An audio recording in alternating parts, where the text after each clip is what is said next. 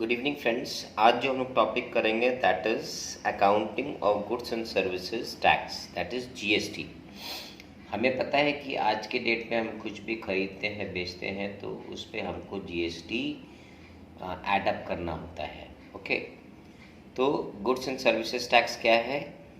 ये एक indirect tax होता है जो कि आप जो भी कुछ चीज़ खरीदते हैं तो आपको उस पर जीएसटी ऐड करके आपसे दुकानदार लेता है, और अगर आप कुछ बेचते हैं तो कस्टमर से आपको जीएसटी कलेक्ट करके गवर्नमेंट के पास जमा करवाना पड़ता है। ठीक है, तो क्या लिखा देखिए, GST is a indirect tax levied at the prescribed rate each time the supply is made of goods and services by a registered dealer. जो कोई भी जीएसटी के अंदर रजिस्टर्ड है उन्हें जीएसटी चार्ज करके फिर बेचना होता है। ठीक है, वर्तमान में पेट्रोलियम, अल्कोहल और import of goods and services पे कोई भी जीएसटी नहीं लगता है।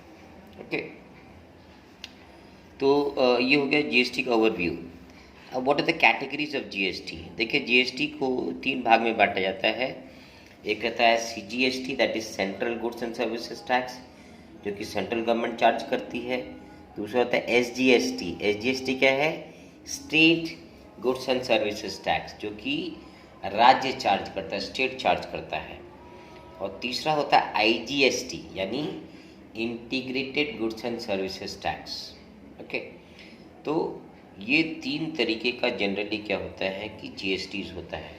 प्लस एक और एडिशनल जीएसटी होता है, that is called fourth one, ये है यूटीजीएसटी। ठीक है, मान लीजिए कोई यूनियन टेरिटरी है तो वहाँ पे ना तो सेंट्रल लगेगा ना स्टेट लगेगा ना आईटी, तो इसमें लगेगा यूटी, यूनियन टेरिटरी। ठीक, union territory goods and service tax.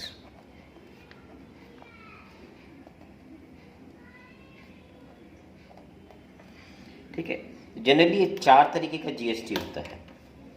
Okay, now intrastate sale and supply. अब ये कंसेप्ट क्या है? इंट्रा होता है राज्य के भीतर।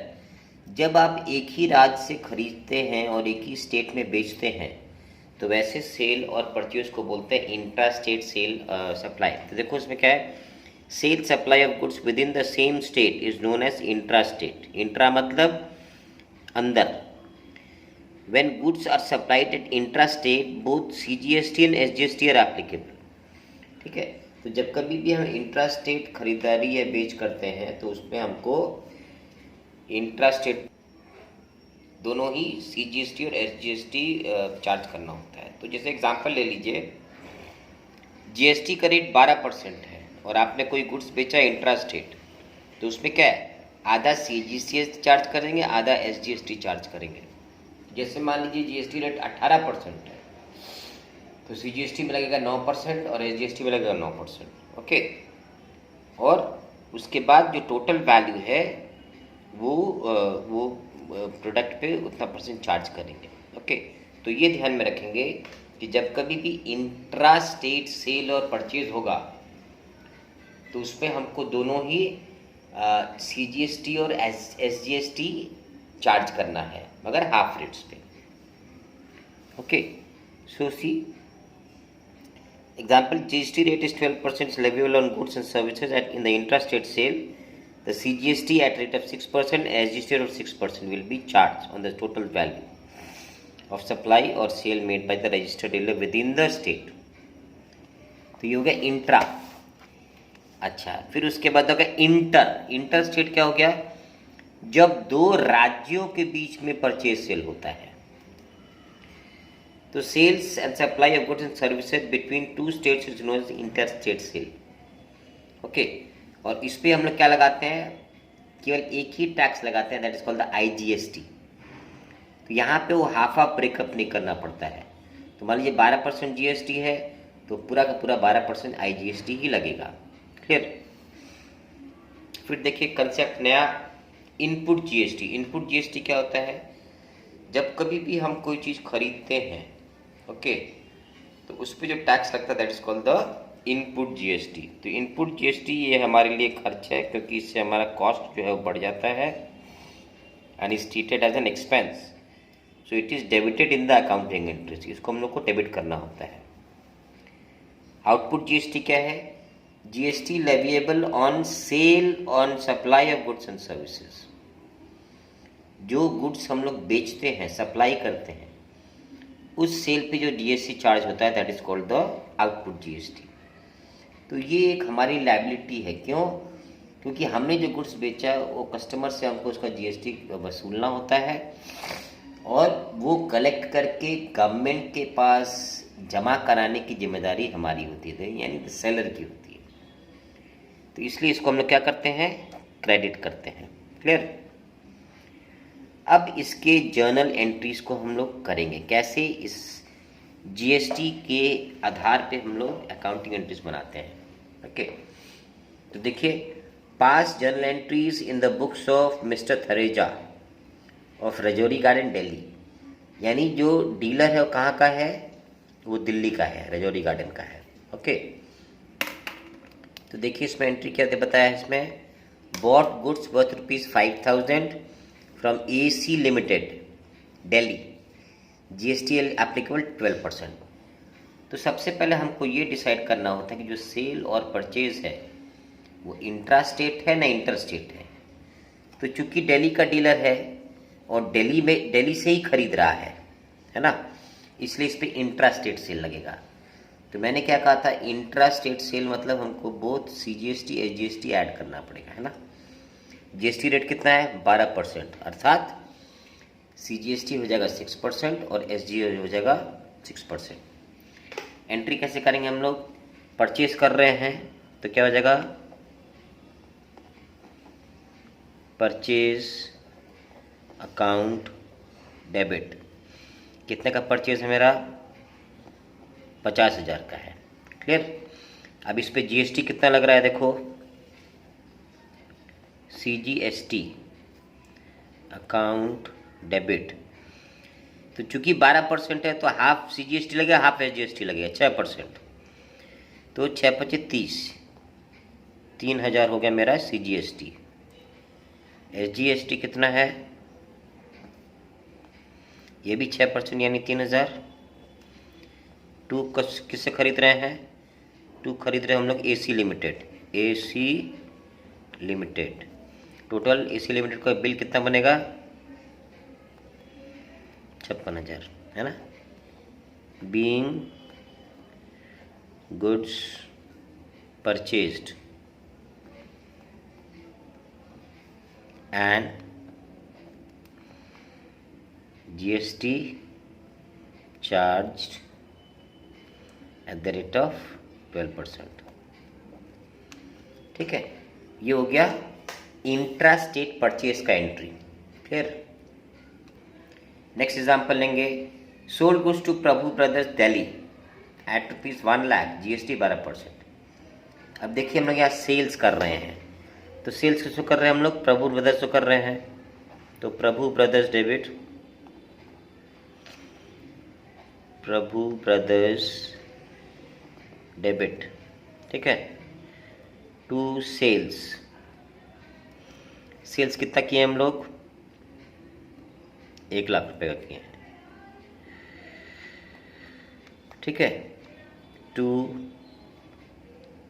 आउटपुट CGST, ये होगा 6% इसका, क्योंकि 12% दिया हुआ है, तो हो जाएगा 6,000। To output SGST 6,000। तो टोटल बिल कितने का बनेगा? 1,12,000 का। नरेशन क्या हो जाएगा? बीइंग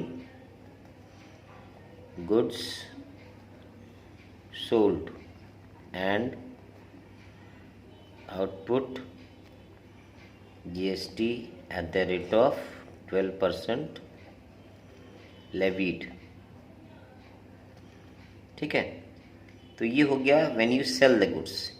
अच्छा, इसके पहले वाले एग्जाम्पल में एक मॉडिफिकेशन बता रहे क्या करना है। ठीक है, यहाँ पे जीएसटी लिखे, इसमें आ जाएगा इनपुट जीएसटी, क्योंकि परचेज कर रहे हैं ना। Input C GST debit, input S GST debit, यही चेंज होगा इसमें। नेक्स्ट एग्जाम्पल देखेंगे, purchase goods worth ₹70,000 from Jyoti limited Varanasi. अब ये देखो दो राज्यों के बीच में आ रहा है, तो क्या एंट्री बनेगा इसका? परचेज अकाउंट डेबिट, कितना का माल खरीद रहे हैं हम लोग? 70,000 का। अब यहाँ पर आ जाएगा इनपुट आईजीएसटी डेबिट, तो सीधा 12% निकला, 12/7 = 84, यानी 8,400 रुपया डेबिट। क्लियर? अब इसके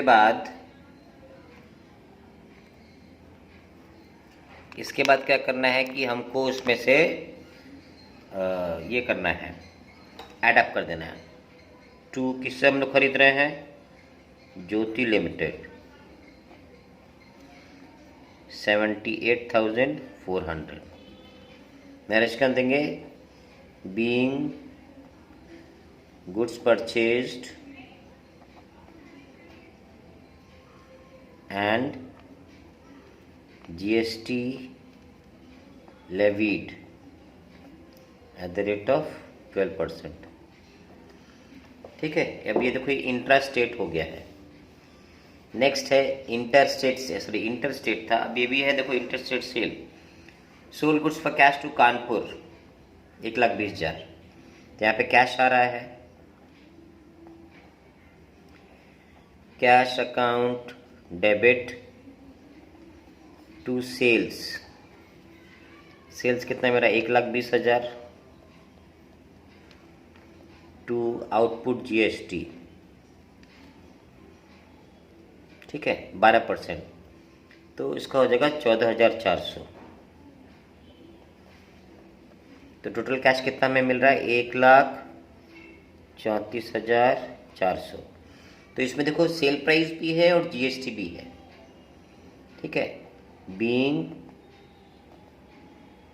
goods sold and GST levied at the rate of 12%, ठीक है।